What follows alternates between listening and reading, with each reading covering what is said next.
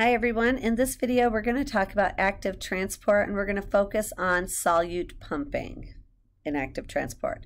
So let's talk about what active transport is first.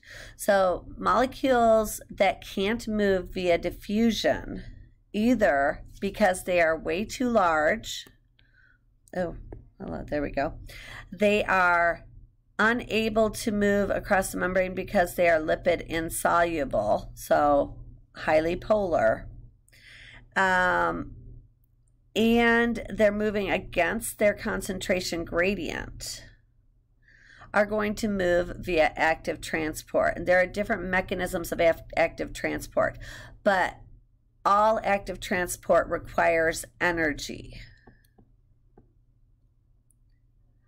And the energy that we typically use for our cells is in the form of ATP. ATP, adenosine triphosphate, is the energy currency our cells use. So once we have these, I'm changing the color just because I like different color. I don't like red for all my writing. Once we have these molecules that we want to move against their concentration gradient, from lower to higher concentration. So let me draw that over here. So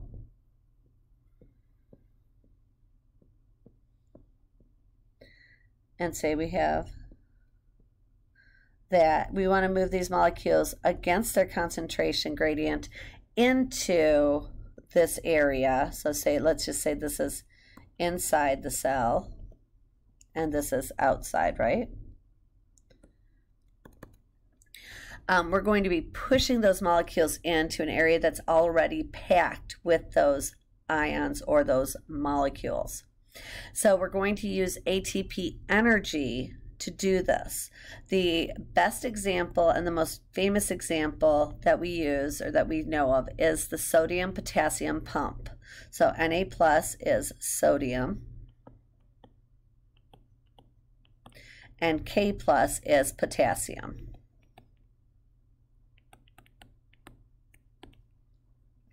So what a sodium-potassium pump does is it keeps a gradient, a high gradient of sodium outside of our cells and potassium inside of our cells, which is necessary for multiple reactions within our bodies. So specifically, our nerves and our muscle cells require a concentration gradient that's high for sodium on the outside of our cells and that's high for potassium on the inside of our cells, so that these nerves can fire and our muscles can fire. And how it works, the sodium-potassium pump actually changes in shape when ATP binds. So let's look at this pump. Here is a picture of a sodium-potassium pump. So on the sodium-potassium pump, we have binding sites for sodium. So sodium is going to be in higher concentration outside.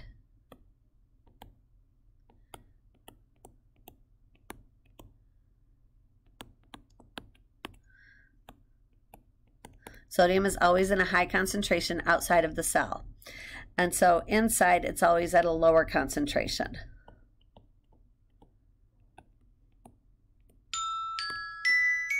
I'm sorry. If that woke you up, good. If it didn't, and it just scared you, sorry. That was my alarm telling me that in 30 minutes I have a meeting, that's all. So the outside of the cell has a high concentration of sodium, the inside has a low concentration of sodium. So sodium-potassium pumps are going to pump sodium out of the cell, okay? And so these little boxes are what we're calling sodium, and the sodium-potassium pump has binding spots for those sodium ions. Sodium ions are positively charged. They can't go directly through the plasma membrane because of their polarity.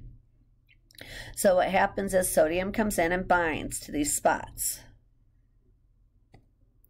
Now, once sodium has bound, then ATP comes along and binds. So this is, ATP, or I often write it P, P, P. Since it's triphosphates, there's 3 phosphates. So it binds here. And the ATP is hydrolyzed to ADP, adenosine diphosphate, which looks like this, APP. And so that's what it looks like. Adenosine diphosphate is released, and the 3rd phosphate, this extra phosphate here, stays in this spot. At that point, the entire pump changes in configuration, so it changes shape. And now the pump is open to the external environment, and the sodium can no longer be bound. So sodium are released and they leave. They go to the external environment where we have already a high concentration of the sodium. So increase Na+.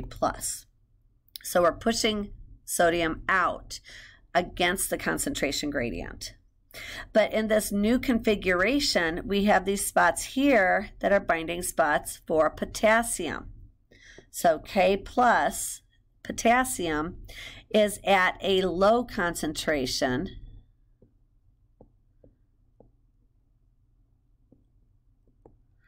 outside of the cell. And it's at a high concentration. I'm just writing constant inside the cell, okay? So we have more potassium inside the cell than outside of the cell. But in this new configuration, potassium binds, okay? And so you can see that here. Potassium binds because they're able to bind. As soon as the potassium gets bound, this phosphate gets released. And so here you see that phosphate group releasing from the entire sodium-potassium pump. At that point, the pump goes back to its original configuration. And so now the pump is open to the internal environment. The potassium can no longer bind, so they are released inside the cell. And now again, we have these binding spots for sodium, where sodium can again bind. And then ATP can bind, and then the pump changes in shape. Sodium has to unbind. Potassium can bind. The phosphate is removed.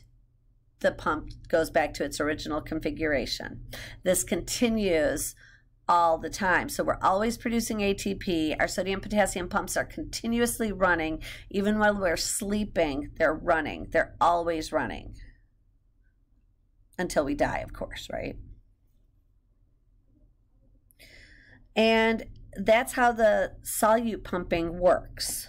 So the next mechanism we'll talk about is vesicular transport, but I'll do that in our next video, okay? Bye.